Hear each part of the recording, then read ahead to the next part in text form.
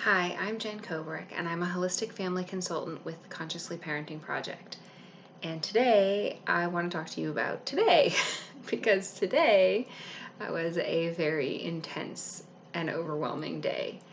And there was a lot of things that were going on today. And frankly, I'm totally spent and exhausted at this point. You may be able to tell by the lighting that it's nighttime, and my kids are finally in bed. One of them is asleep, and I'm about to crash myself, but I thought that it might be helpful to some of you to hear about my day, because one of the things that I hear from parents over and over again when they learn about different ideas of parenting and they are trying to make changes in their own families is that they have an idea of what they want things to look like, and when it doesn't, they really beat themselves up about it. And that's natural to do that. You know, we see the goal, we see the finish line, and we want to be there. We want to be there and be done with all this messy, intense, overwhelming, frustrating, hard work in the middle. And so I want to say that consciously parenting is not a destination that you arrive at and then you're done. There's no more work and everything's all, sunshine and roses from then on out. Unfortunately, that's not how parenting works. Our kids are always changing and they're always shining lights on new parts of ourselves that need to heal and new work that we need to do. And they're always going through different stages that we may or may not have the tools to handle the way we want yet. And so we always are learning and growing, and that is both the beauty and the incredible challenge of this work and of this way of parenting and living with our children and our families. So let me talk about today a little bit and what consciously parenting in the thick of it looks like. So today, let's see. Well, my 1-year-old is working on molars, so she has been cranky and clingy. And my 4-year-old needs to have some dental work and is processing a lot of stuff about that. He's had a couple of previous dental visits that were really traumatic. So even though we have a really wonderful dentist now and we have a lot more tools now to help him, it's not fun and he's not happy about it. And he's letting us know that he's not happy about it. And my husband had a big online commitment for work today, so he wasn't able to take some of his usual breaks. You know, usually he has meals with us, even though he's working from home right now. We have regular times in the day that he sets aside work and comes to be with us and gives the kids, each some one-on-one time, and I get a few minutes to take a breather, go to the bathroom by myself, that sort of thing. And today he wasn't able to do that, so that made things a bit more intense. And then just to ice the cake, um, today has been stormy, and so my dog has been barking like crazy every 5 minutes when it thunders. So I apologize if you hear him if it decides to thunder while I'm recording. So that's been loud.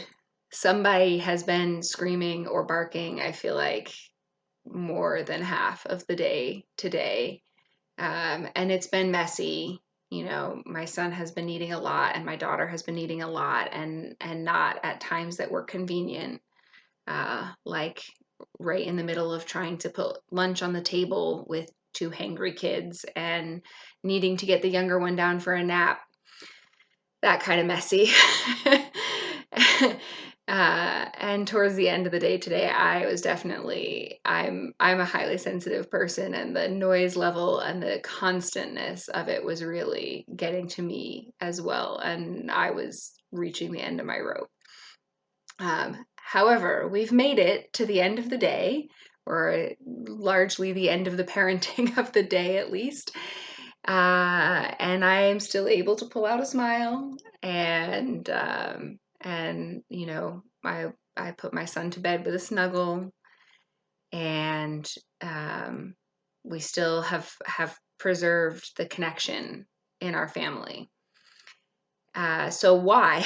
What is different about my intense day now than intense days before I discovered consciously parenting? And the biggest and most important difference is support. Today happens to be a day that I joined a healing story circle. This happened to be one of the monthly circles with our founder, Rebecca, and the rest of the graduate group from the training program. So I got to go to my support space and share about the challenges we're having and be heard, and not have anybody judging me or telling me that I'm, not doing things right. And in fact, I got to hear some really wonderful validation of the things that I'm doing, the hard work that I'm putting into my family and into my kids. I got to hear, that they could see that I love my kids and see how much I want to support them, even when it's hard. Um, and I got to hear, some reflection about these connections between these past experiences my son's had with the dentist and what he's experiencing now, and how he's showing me that, and all of the ways that he's showing me that, and that I can help him process that, thanks to the tools that I have now.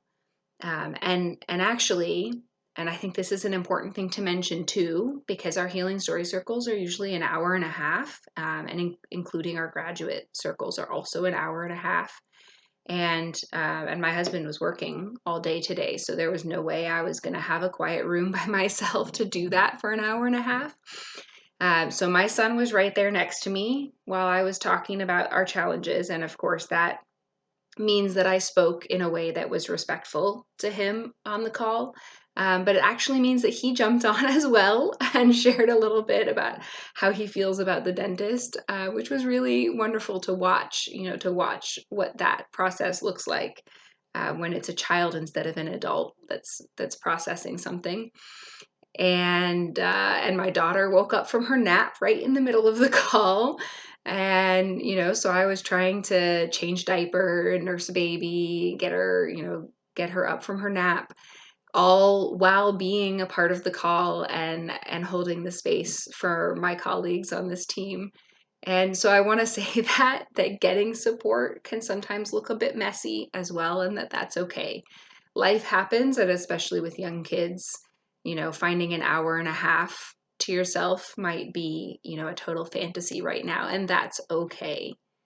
That's totally, we're here to meet you where you are, and sometimes we need to get support even though it's going to look a little messy and wild and chaotic, and that's life. That's life with kids. So that's a really huge piece of what's different now, is having that support. And another part of what's different now is that I have a lot more tools. I have a lot more awareness and understanding of myself and my kids and the patterns. I'm able to see more that when my son is acting out about a limit that normally is not a problem, like stopping what he's doing and coming to the table when he's hungry, that's usually not an issue. That when he's really upset about that it's probably really about the dentist, even though, cognitively he doesn't make that connection.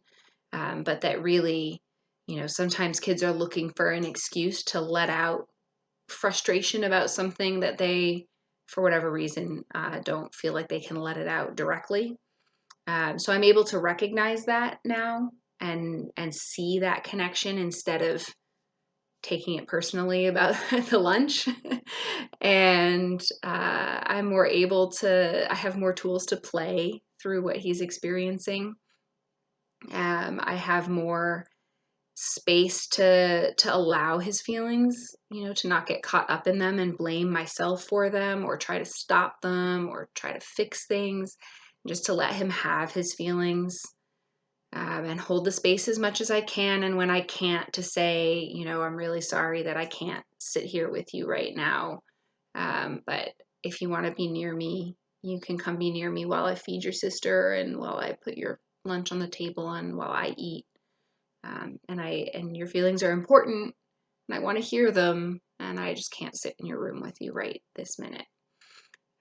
So being able to set a boundary is another thing that's really different now than a couple of years ago.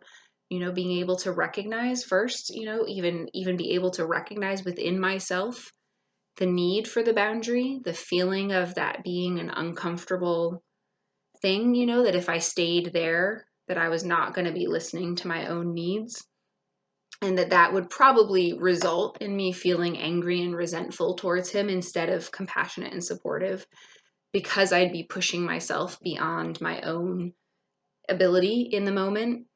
So being able to recognize that is really huge. I had no idea that I even had boundaries a few years ago. So that's huge. And then being able to set the boundary with kindness and compassion, not yelling, not shaming, not blaming, just and owning it as mine. I need this boundary. I need this space. I can't do this. But being able to set that boundary before I'm so triggered and overwhelmed and angry that it's like slamming a wall. Um, that's a really huge difference too.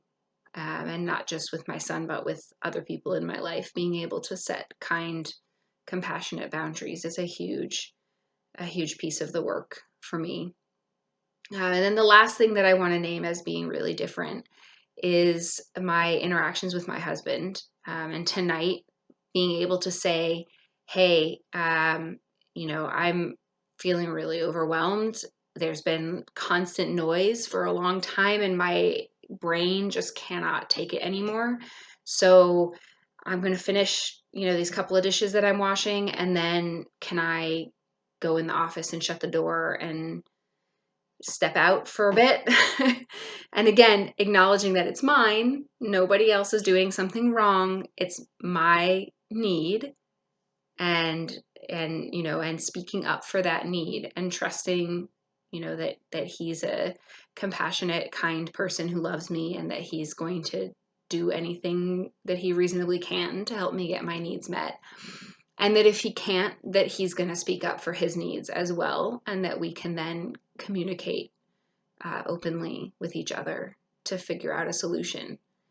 So that's a really huge change, and one that I didn't come looking for, since I came looking to change my parenting, but one that I'm really grateful for because it's deepened that relationship as well as the relationships with my children. So that's my really intense, overwhelming, loud day. And so I hope that has maybe given you some help for understanding what we're going for here, because we can't change that life is messy and sometimes chaotic and sometimes triggering and sometimes intense, but we can change the framework and the support in which we're operating. And we can build skills and resilience. We can learn to set boundaries. These are all skills that can be learned. And we have a really wonderful team that can help with them, which leads me to the wrap up here. You can find a number of free and low-cost resources at www.consciouslyparenting.com/COVID-19. You can find bios there for everyone on our team, free Healing Story Circle calls, the free book club that I'm running in our free Facebook group, and some self-paced courses, and lots of other good stuff there. So I will speak to you guys soon. Have a good night.